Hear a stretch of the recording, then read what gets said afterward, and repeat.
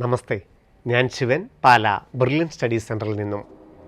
കീം 2024 കേരളത്തിലെ engineering മേഖലയിലെയും medical MBBSൻ്റെയും BDSും ഉൾപ്പെടുന്ന medical മേഖലയുടെയും BPharm, architecture എന്നീ വിവിധ കോഴ്സുകൾക്കും അപേക്ഷിക്കാനുള്ള സമയമായിരിക്കുന്നു.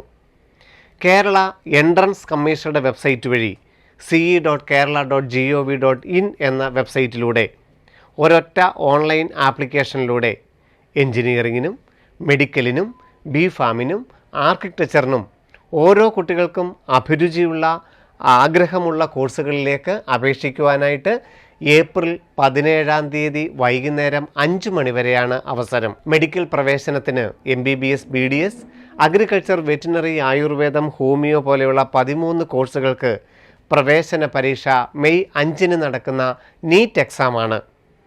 കേരള മെഡിക്കലിന് അപേക്ഷിച്ചെങ്കിൽ മാത്രമേ കേരളത്തിലെ മെഡിക്കൽ കോളേജുകളിലും അതുപോലെ തന്നെ അനുബന്ധ മെഡിക്കൽ പ്രവേശനത്തിനും നമുക്ക് യോഗ്യത നേടുകയുള്ളൂ.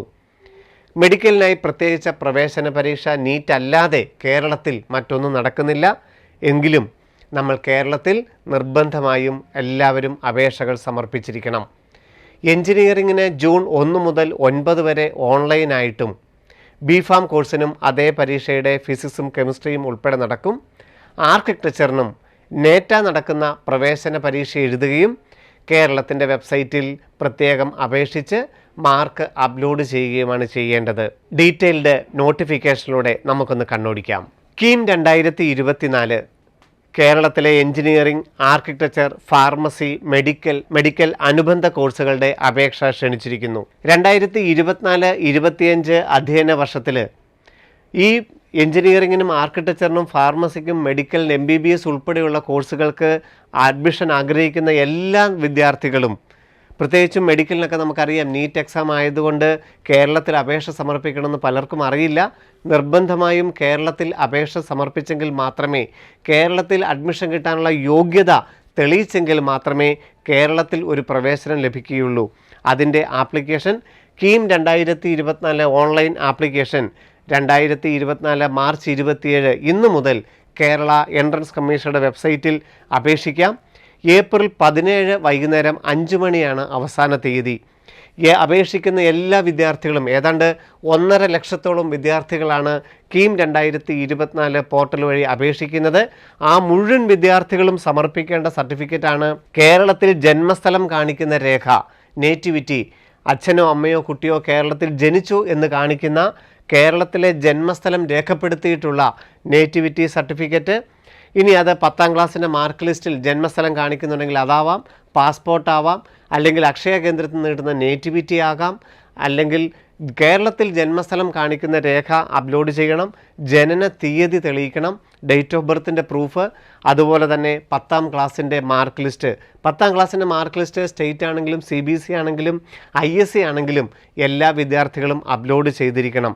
ഇത്രയും കാര്യങ്ങൾക്ക് ഒരേ ഡേറ്റ തന്നെ ഉപയോഗിക്കാം. ഇപ്പോൾ 10ാം ക്ലാസ് സ്റ്റേറ്റ് സിലബസ് പഠിച്ചതാണെങ്കിൽ ഈ കാര്യങ്ങളെല്ലാം ഒരൊറ്റ സർട്ടിഫിക്കറ്റിൽ തന്നെ കിട്ടും. ഒരെണ്ണം തന്നെ എല്ലാത്തിലും അപ്ലോഡ് ചെയ്താൽ മതിയാകും. CBSE ISC പഠിച്ച വിദ്യാർത്ഥികൾക്ക് ഡേറ്റ് ഓഫ് ബർത്തിന് വേണ്ടിയിട്ടും ക്ലാസ് 10 മാർക്ക് ലിസ്റ്റിന് വേണ്ടിയിട്ടും ക്ലാസ് 10 മാർക്ക് ലിസ്റ്റ് ഉപയോഗിക്കാം.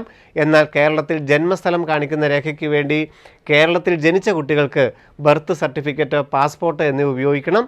അല്ലെങ്കിൽ അക്ഷയ കേന്ദ്രത്തിൽ നിന്ന് കിട്ടുന്ന നേറ്റിവിറ്റി. കുട്ടി കേരളത്തിലല്ല ജനിച്ചതെങ്കിൽ അച്ഛനോ അമ്മയോ കേരളത്തിൽ ജനിച്ചു എന്ന് കാണിക്കുന്ന പ്രൂഫാണ് അപ്ലോഡ് ചെയ്യേണ്ടത്. അങ്ങനെ ഏപ്രിൽ 17 എല്ലാ വിദ്യാർത്ഥികളും കേരളത്തിൽ ജന്മസ്ഥലം കാണിക്കുന്ന രേഖയും ജനന തീയതി കാണിക്കുന്ന ഡേറ്റ് ഓഫ് ബർത്തിൻ്റെ പ്രൂഫും 10ാം ക്ലാസ്സിൻ്റെ മാർക്ക് ലിസ്റ്റും ഫോട്ടോയും സിഗ്നേച്ചറും അപ്ലോഡ് ചെയ്ത് ആപ്ലിക്കേഷൻ ഫീസും അടച്ചാണ് KEAM 2024 medical, engineering, B Pharm, architecture കോഴ്സുകളുടെ പ്രവേശനം ഉറപ്പാക്കേണ്ടത്. എന്നാൽ അനുബന്ധ രേഖകൾ, റിസർവേഷൻ തെളിയിക്കുന്ന രേഖകൾ, OBC, ഈഴവ, മുസ്ലിം, backward Hindu, Latin Catholics, Vishwakarma, Dheevara, OEC, SC, ST, അങ്ങനെ അതുപോലെ എക്സ് സർവീസ്മെൻ, മൈനോറിറ്റി, NRI, അങ്ങനെ നമുക്ക് അനുബന്ധ രേഖകൾ സമർപ്പിക്കാൻ ഏപ്രിൽ 24 വൈകുന്നേരം 5 മണി വരെ സമയം അനുവദിച്ചിട്ടുണ്ട്. ഏപ്രിൽ 17 ആപ്ലിക്കേഷൻ ഫീസ് അടച്ച് ആപ്ലിക്കേഷൻ കൺഫേം ചെയ്യുന്നവർക്ക് മാത്രമേ 24 തങ്ങളുടെ റിസർവേഷൻ സംബന്ധിച്ചുള്ള സർട്ടിഫിക്കറ്റുകൾ അപ്ലോഡ് ചെയ്യാൻ അവസരമുണ്ടായിരിക്കുകയുള്ളൂ. ഈ മാർച്ച് 27 മുതൽ ഈ എല്ലാ സർട്ടിഫിക്കറ്റുകളും അപ്ലോഡ് ചെയ്തുകൊണ്ട് തന്നെ വേണമെങ്കിൽ ആപ്ലിക്കേഷൻ പൂർത്തിയാക്കുകയും ചെയ്യാം.